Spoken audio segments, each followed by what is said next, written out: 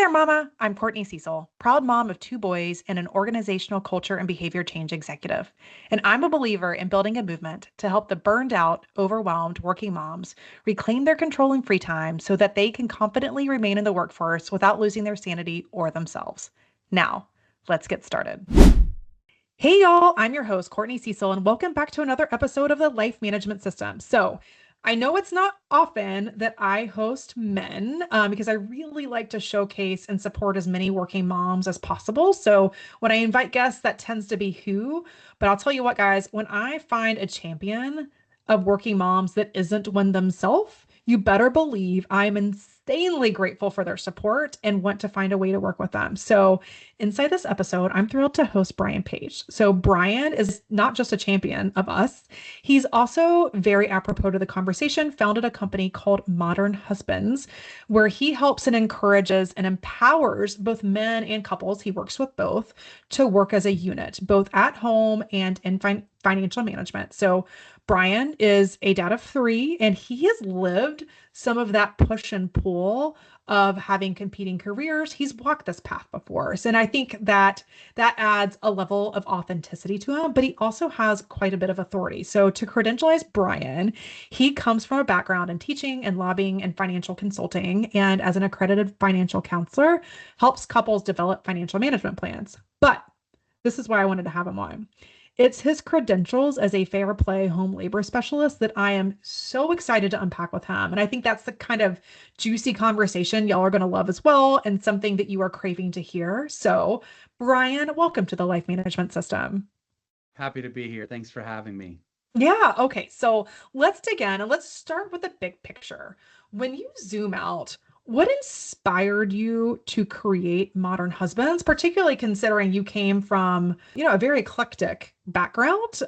But Modern Husbands and taking the entrepreneur route is certainly new for you. But what inspired you to create that? And how did that transition from being a teacher to being where you are now as a full-time home manager change your perspective on partnerships as a whole?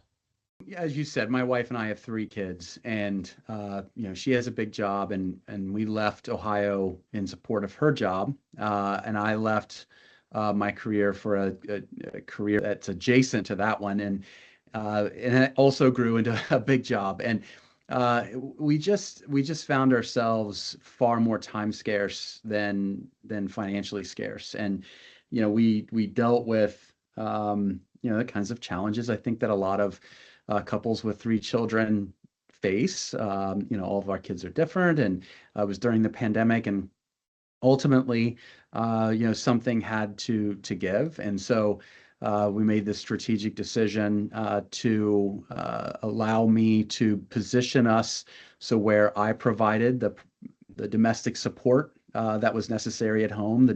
I was the domestic and still am the domestic safety net, and really worked around what the family needed.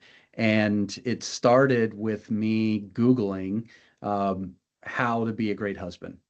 And I was trying to understand, what it was that I needed to do to ensure that my wife had all that she needed in our home to be able to thrive in her career. And that was the first time that I started to learn about things like the mental load and invisible labor, and I'm sure all the terms that you discuss on this podcast. And it started with a book with my good friend, Dr. Kate Mangino. She wrote Equal Partners, and then I read Fair Play, and then I started reading like more of the research. And although my professional expertise is in the world of money management, I figured out really quickly that the intersection of home labor and money management is what people most commonly have to deal with in managing the business of the home. And so, yeah, I decided, I'm still working I was a visiting scholar for a year at CFPB, and that gave me, tons of flexibility, and I built my work schedule around my family needs, and I still do that now with my business and my counseling services. But it was just this moment, I think, ultimately, where I recognized that, I can't slip into this new role, that I wanted to be super intentional and I wanted to be great at it. And so born was Modern Husbands. Well, I'm impressed that you actually had the interest enough to Google how to be a good husband. And that just like Hmm. makes my heart soft, Brian. That's really cool. And I can't imagine that many others unfortunately would do that. I mean, and I would never think to Google in their defense, I would never think to Google how to be a good wife. We just kind of find ourselves in the habits Yeah. and on like inertia takes over. And it makes us more of who we are as opposed to broadening the aperture of who we could be. So I just really appreciate that about you and how you're showing up for your family. And I'm also sure that there are a lot of listeners that are like, wow, that's impressive.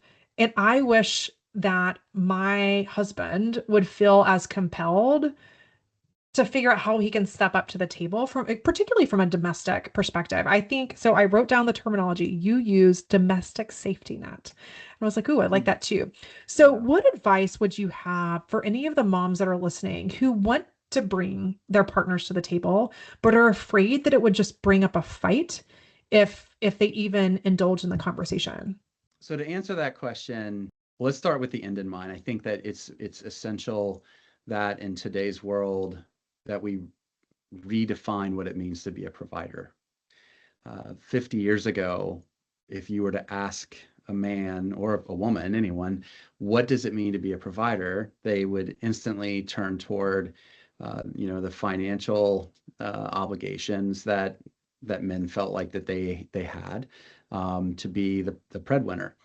And you know, today, in 45% of households, women earn the same, if not significantly more than men. And dual income households are the majority of households. And we live in this system that is evolved in the workplace, but it's trailing in our homes. And this broken system is breaking some marriages.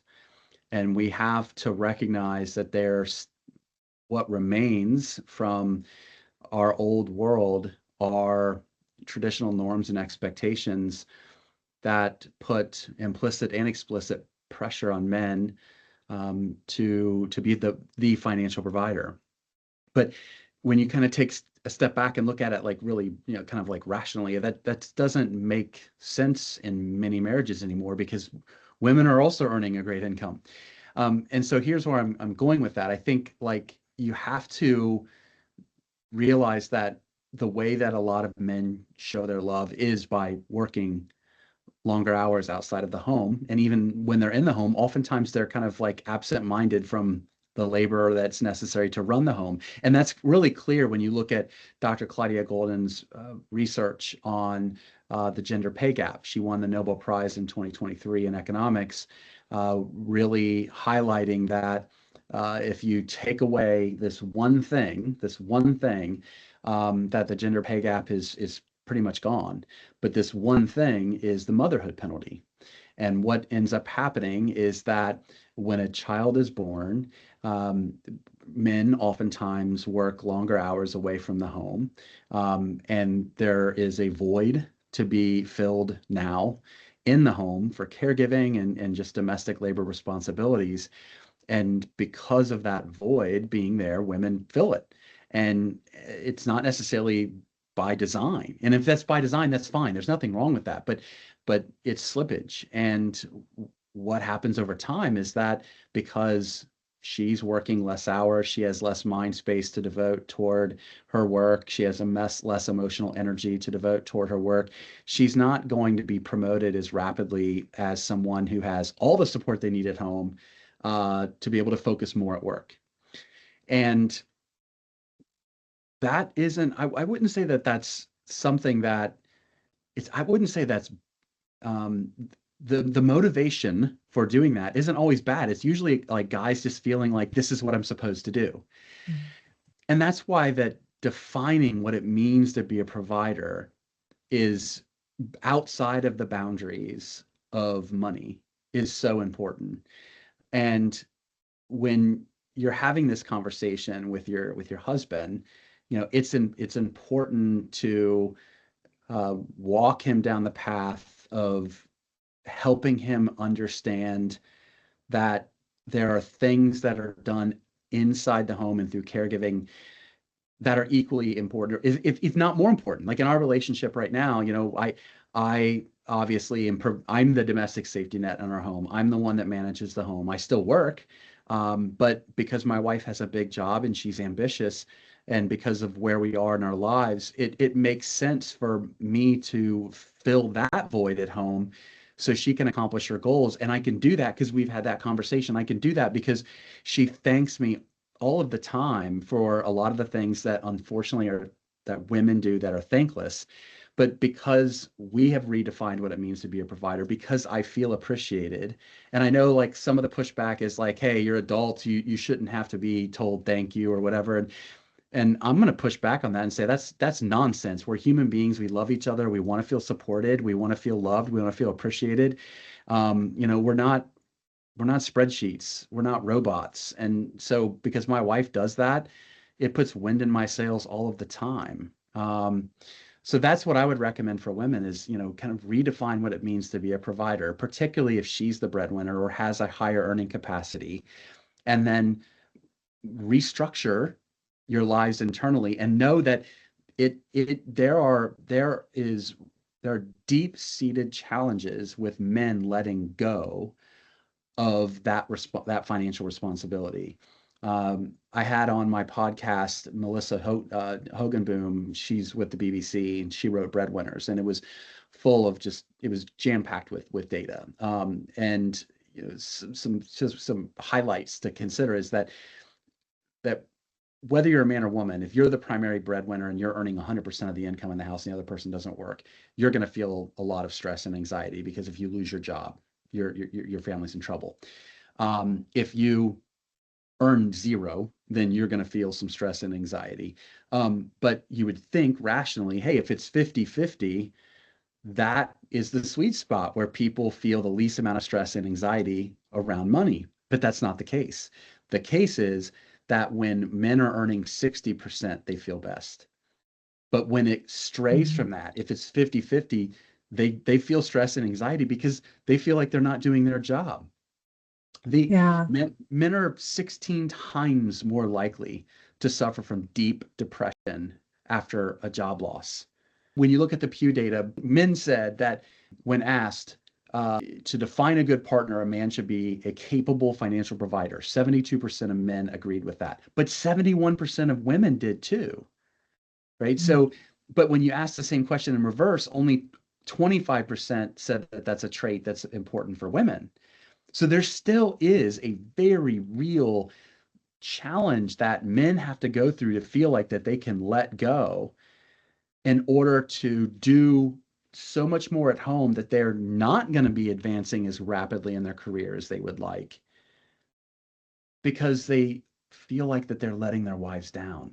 And I'm not trying to push it on women to say, hey, it's kind of your responsibility to help men through it, but it's just the reality of relationships that we all have to embrace is that all of us go through these little nuances that are gender specific societal norms that require extra care and love. What's coming up for me, Brian, when you talk, I spend a lot of time on this topic too, but there are historical biases that have existed that were created for very well-intended reasons in past generations because that's how they needed to run.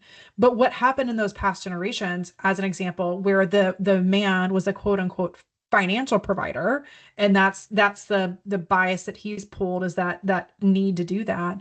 Women had the expectation that they were really the domestic caregiver, and all of that was done Yep. for good reason at one point in time. And as you Right. acknowledged, and this there, so 85% of households now are dual income. So life just doesn't look like that. Not to mention the fact that we've introduced technology, we've introduced like back to back to back to back meetings.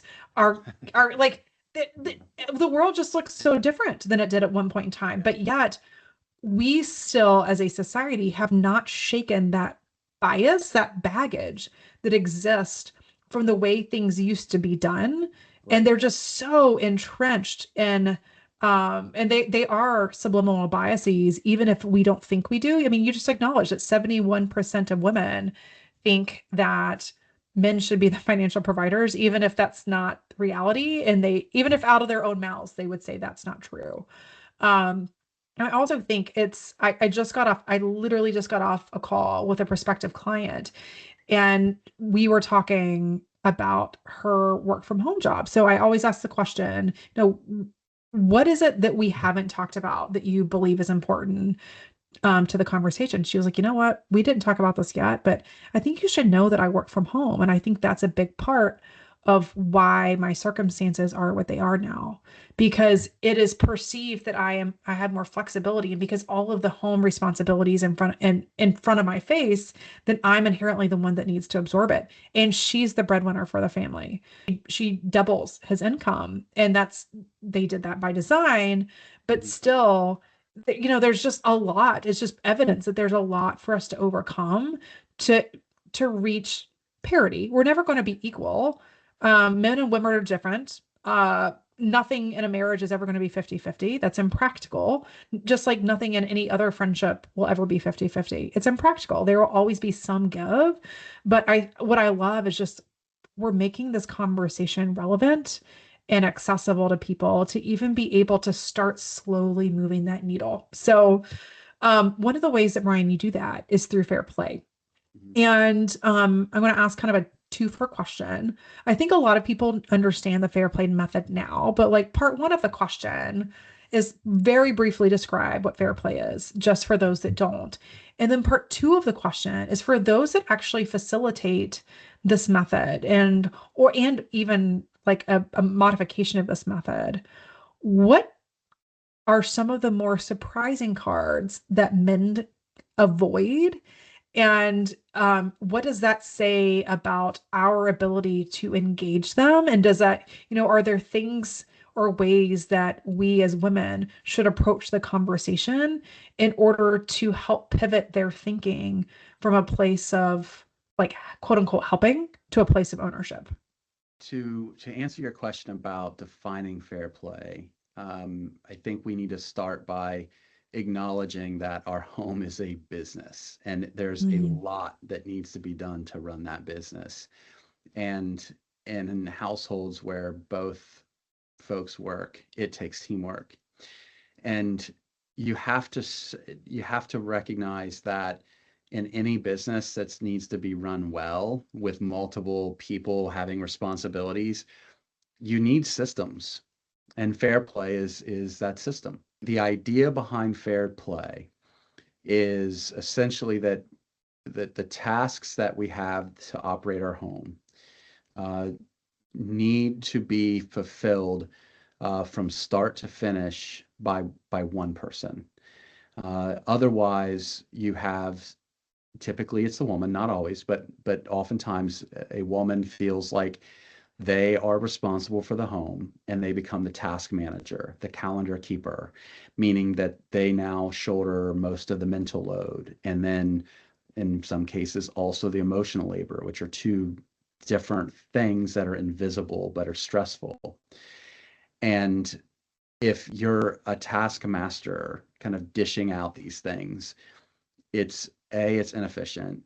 B, re- resentment builds because a man feels nagged, and a woman feels like that they have another child in the home that they have to manage. Fair play, the system is built on the foundation that a task is broken into three parts: the conception, the planning, and the execution. So the conception is the recognition that something needs to be done. The planning is the figuring out how to do it or when to do it, and the execution is actually doing it. So let's just use something like the toothpaste. Like there's no toothpaste fairy. It doesn't magically show up.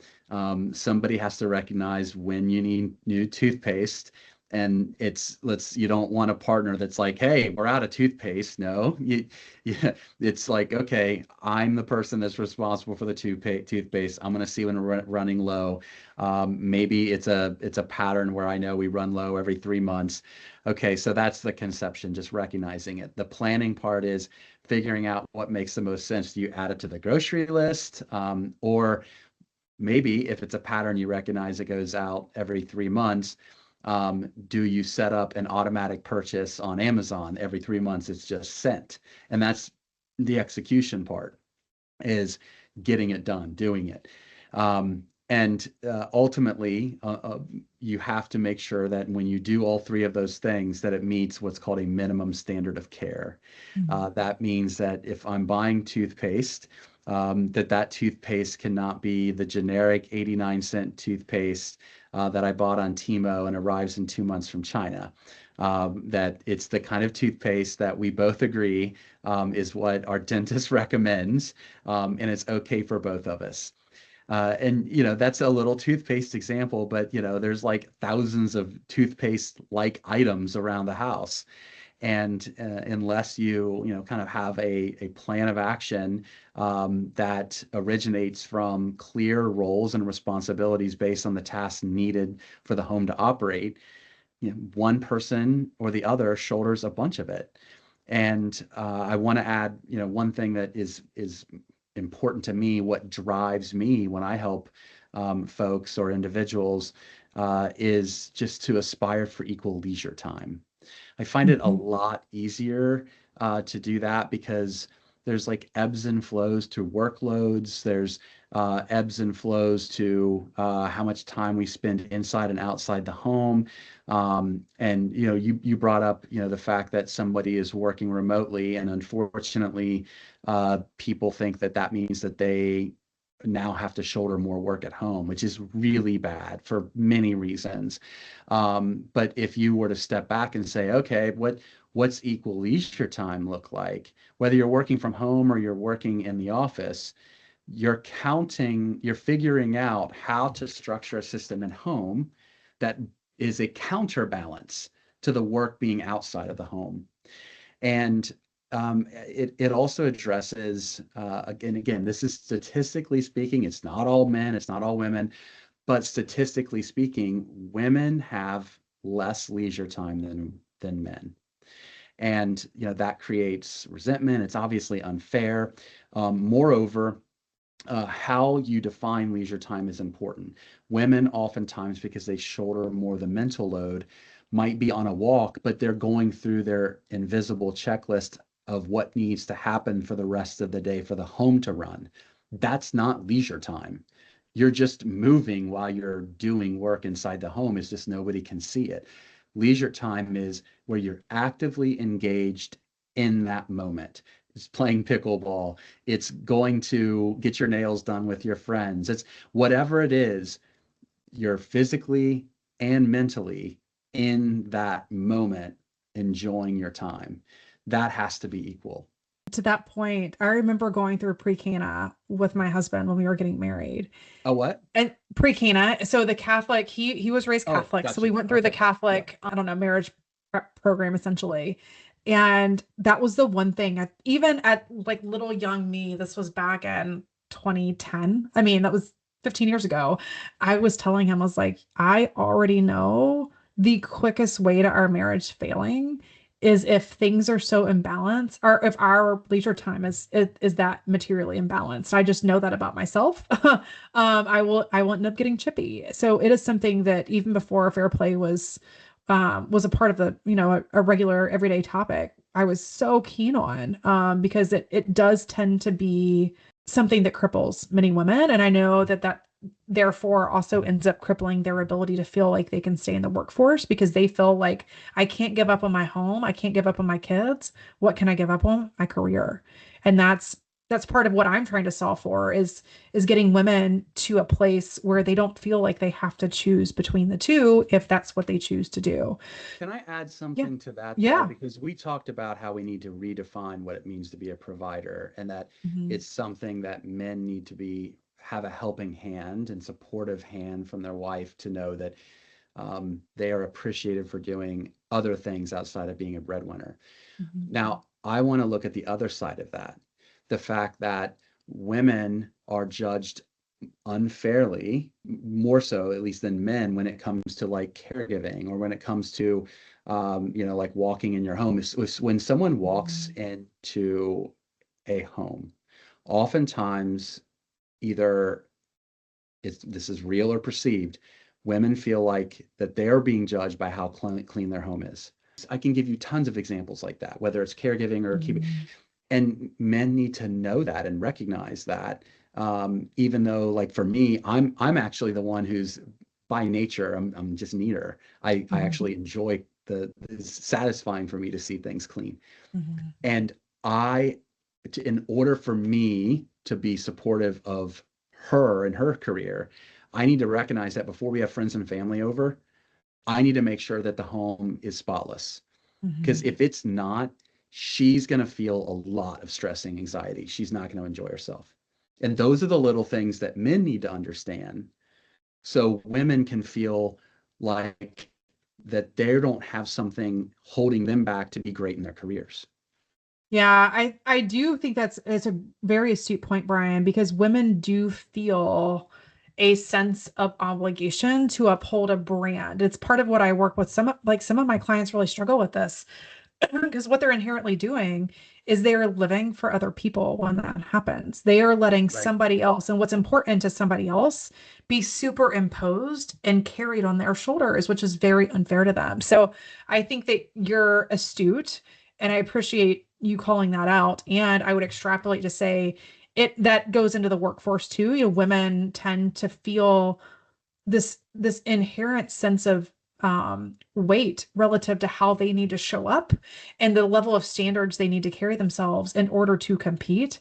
And it's unfortunate and it's unfair. So going back to fair play, how might a woman help their husband pivot out of this place where they're quote unquote helping versus where they actually are in ownership? Like if they're not actually going to implement the full end-to-end method, is there is there a mental hurdle that they can help them get over, or do you believe it really needs to be a more comprehensive system? So I think it obviously is a case by case basis. It depends on the man. So if the man's being brought to the table kicking and screaming, it's destined for failure. And that's probably where the intervention of a licensed marriage and family therapist might be necessary before Yeah. you can get to the point where systems are needed. But then you let's say you have a guy, one of my clients from 2 hours ago that I just got done meeting with. He's a military guy, and he's well versed in fair play. But when we started the conversation, he just shared, "Hey, I'm doing a lot of travel, but I handle a lot of the daily grind, and I'm not good at planning ahead, and I want to be great for my wife." Mhm. That's how he started it. And so when you have someone that's like recognizes there's certain deficiencies, but ultimately the motivation is like, I want to be great, then you know you have a partner. And so that's the first thing I want to start with is that you have to have somebody who like has communicated that they love you and they want to do something to make it Mhm. better. Um, I think that um, if you start with something positive, unrelated to money, that your husband is doing for you that you really appreciate, I'll go to cooking. A lot of the Mhm. guys do cooking and sharing how meaningful that is, but why? Not just, I love the fact that you do the cooking, but explain that when you're cooking, it gives me the chance to do A, B, C, D. Otherwise, I couldn't do it. When you're doing the cooking, you're doing something that maybe I'm not necessarily good at, I don't enjoy to do, etc. So you start with something that's really positive they're already doing, and then you just share, look, I would really appreciate it if you could also do A, B, and C and start small. I'm not a believer in sticking the 100 fair play cards down on the kitchen table and being like, okay, let's do this. Let's Mhm. divide. It's not gonna be a good experience. He's gonna feel overwhelmed. He's gonna feel judged. But if it's two or three, then it's a good incremental step. Now, which two or three should you use? I would recommend a couple that, two or three that, first of all, are low stakes, meaning that if they're not done, the world doesn't fall apart, right?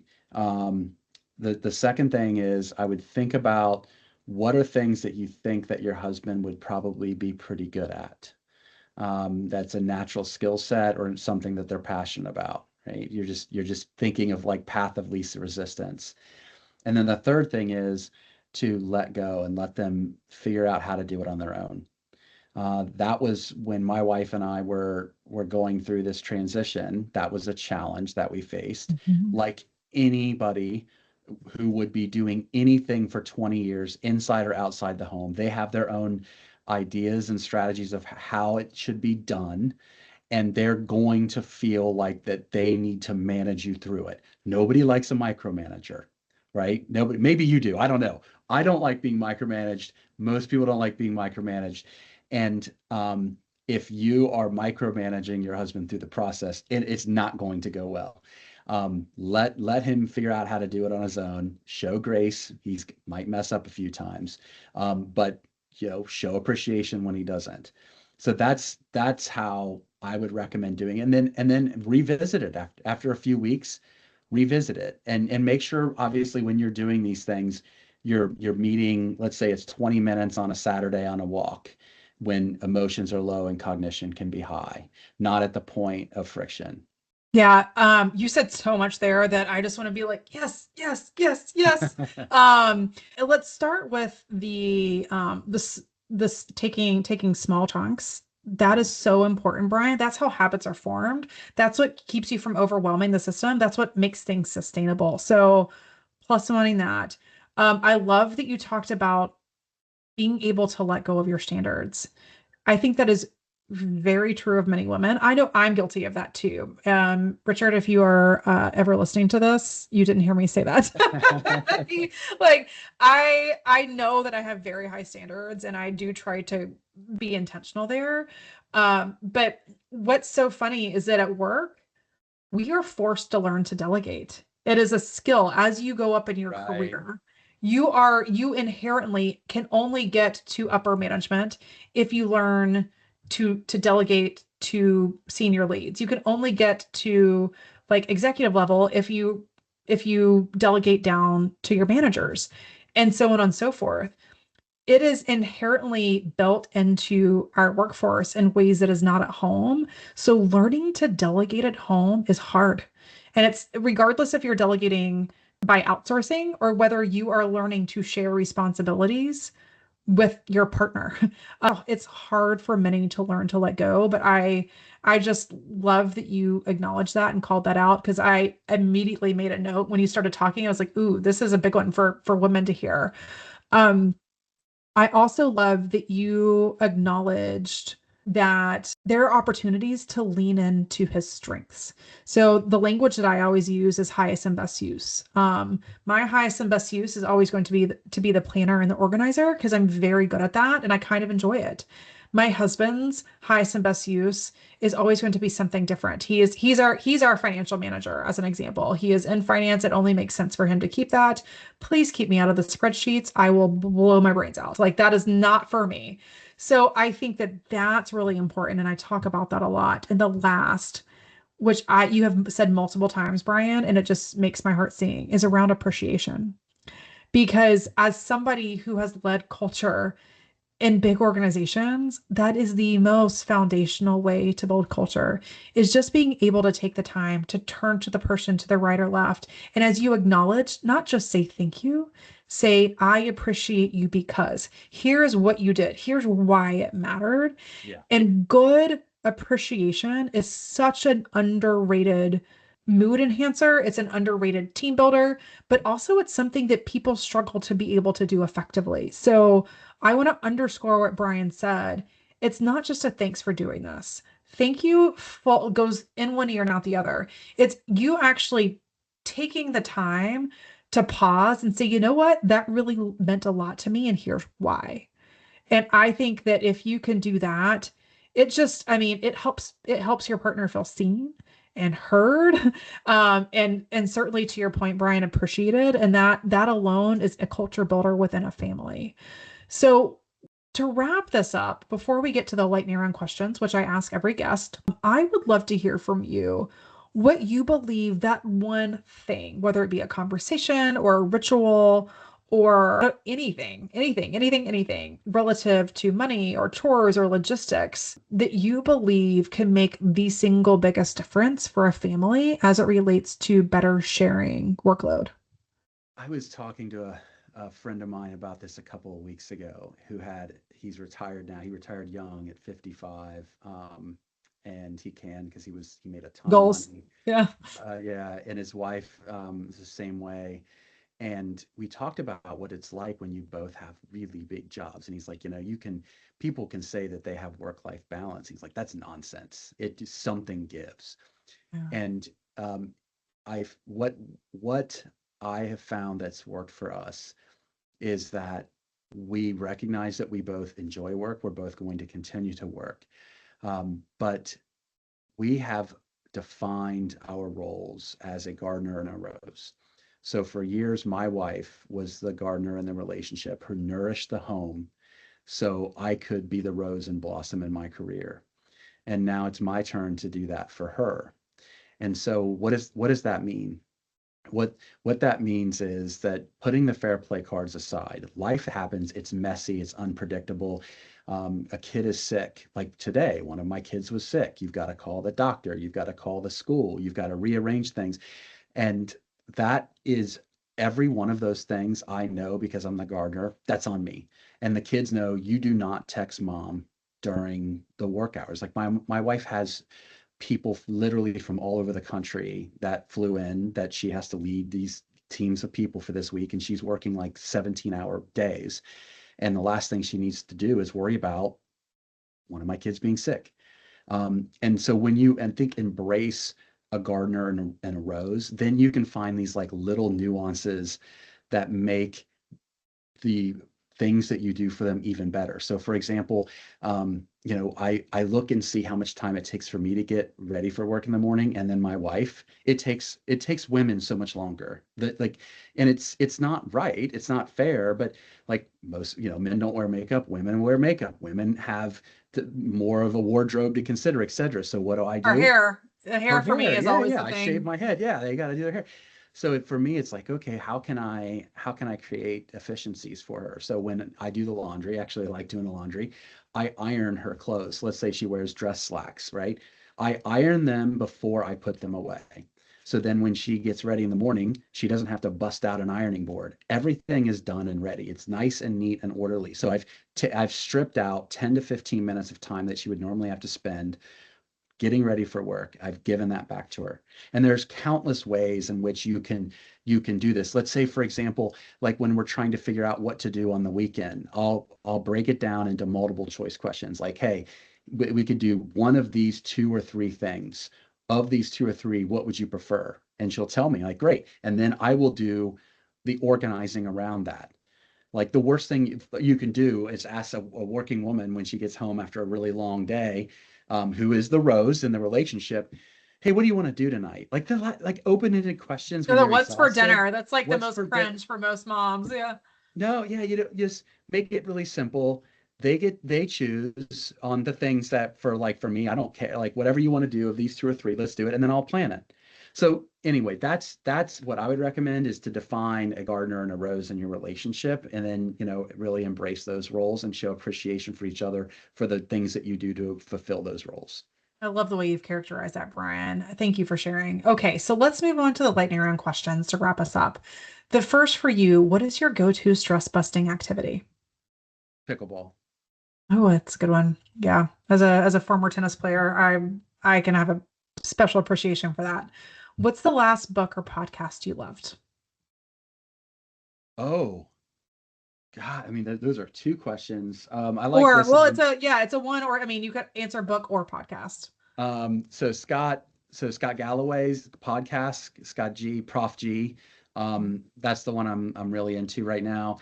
And What's the uh premise of it? He's in the world of like politics and economics, Okay. and so yeah, it's more of like my professional As a background. former lobbyist and, financial consultant, that makes sense. Yeah, yeah, yeah. And so, oh yeah, so the book, I think it's Never Split the Difference, but it's written by Voss, the FBI guy. Yes. The negotiating So book. the negotiating book, yeah, I'm Yeah, reading that right now. that's awesome. I was ironically talking about that yesterday with a girlfriend when we were on a walk. If you could wave a magic wand, Brian, what task would you eliminate forever? Uh, my wife is doing the task for me. So does that count? Sure. If it's something that you like, what is the most cringy thing you have to do? Health insurance. My mom had it. We were in a tornado when I was a kid. She had chronic pain, and I just have trauma from her fighting and crying for the health insurance just to pay for what they should pay for in the first place. And Yeah. their strategy is to not pay. Yeah. I Yeah. hate dealing with health insurance. Yeah. Okay. That makes sense. Okay. Last question. How do people find you? How do they reach you? And also, just quickly, knowing that you work with both husbands and couples, just say briefly there and how you help.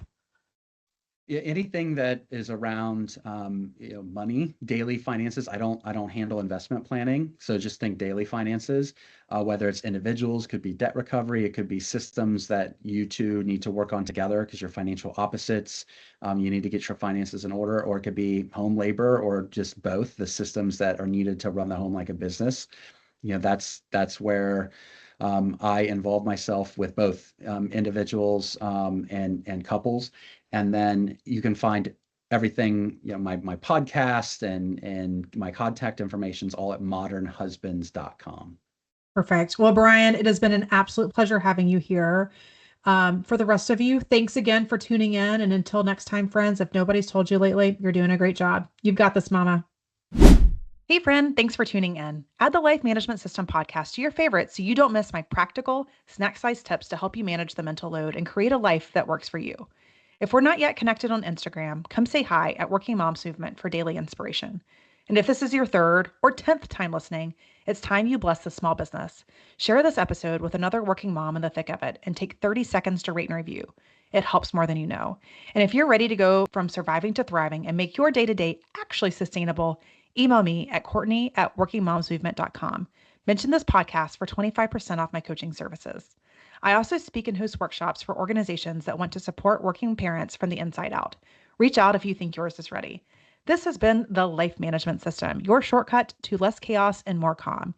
And here's your reminder to keep managing your life instead of letting it manage you.